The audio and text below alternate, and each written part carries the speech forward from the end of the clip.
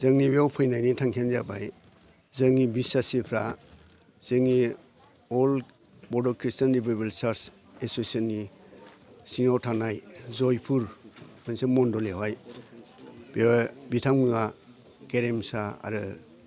सन्जय मोना बेयाव मेम्बारमोन जोंनिफ्रायनो बिसोरो बाप्टाइस लादों आरो बाप्टाइस लानानै बेयाव फैनायनि उनावहाय बे जयपुरा जिहेतु गोजान जायगा बेखायनो बेवहाय खाथि खाला जायगायाव जेराव गिर्जा मोन्दों बेयाव थाथ'दोंमोन दा बिसोरो गावसिनि मेम्बार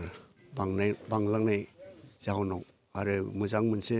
गावबागाव मोनसे मण्डलिनि जिनाखि फोथायनाय बेखौ गोख्रों खालामनो थाखाय नैबे बाटासिपुर थाराइबारियावहाय बिथांमोना गायसननो थाखाय जोङो खौरां हैदों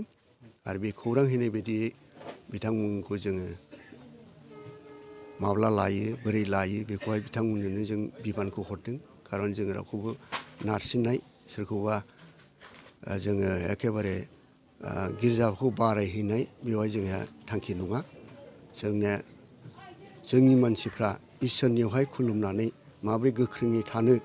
बेसो जोंनि थांखि आरो गुबुनफ्राबो ख्रिस्ट'नि नामै ख्रिस्ट'नि मुंखौ बासायनायखौ जेन बयबो मिथिसारनो हायो बिसोर जेन जोंनो जेरै बिबान होदों थां नोंसोर संसाराव संसार जोबनायसै आं नोंसोरजों थागोन मानोना नोंसोरो जोंखौ आंखौ जेरैबायदि फल' खालामबाय जेरैबायदि आं फोरोंबाय बेखौ नोंसोरो फोरोङै बाप्तिस्मा होनानै नोंसोरो आंनियावहाय लाबोनांगौ होननानै जोङो जि बिबान होदों बे बिबानखौ मावफुंनो थाखाय बे गिर्जाखौ गायसननाय जादों। सफैनानै जोंहा अल इन्डिया बड' ख्रिस्टियान रिभाइभेल चार्च एस'सिएशननिफ्राय जोंनि आफादगिरि आरो नेहाथारि दिनै फैनानै बे चार्चखौहाय डेडिकेसन अपेनिं खालामना होबाय बिनि थाखाय सारमोनखौहाय जोबोद हामबाय आरो धन्यबाद होनाय थाबाय आरो साब काउन्सिलनि जोंहा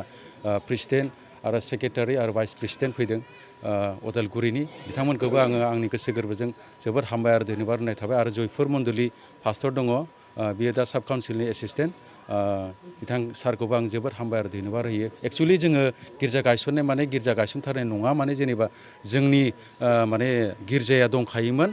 माबायावहाय जयपुर मण्डलियावहाय दा जोङो हजों थांनाया गोजान जानायनि हिसाबै थांलाय फैलाय खस्थ' जायो अखा मालाबा दै बार सान्दुं जानायखाय बेनिखायनो जोङो बेयाव फिसा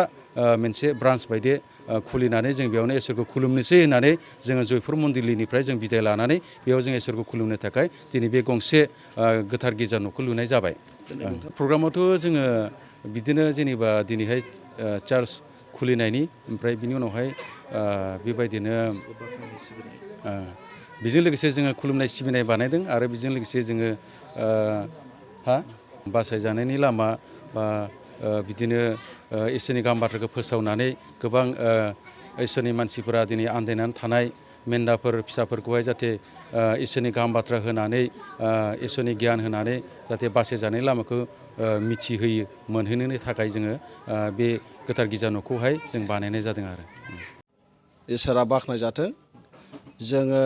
AIBCRC एस'सिएशन मोनसे जोंहा बिदि सदै AIBCRC बुङो बेयो जोंनि अल इन्डिया बड' ख्रिस्टियान रिभाइभेल चार्च एस'सिएशन जोंहा बेबायदि जोंहा एस'सिएशन दङ दा बेनिफ्राय जोङो फैदों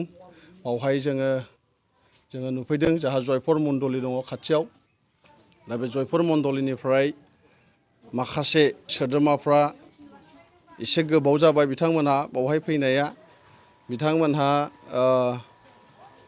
गिर्जाया गोजान जानायखाय उसुबिदा जादों जयपुर मण्डलाव थांनो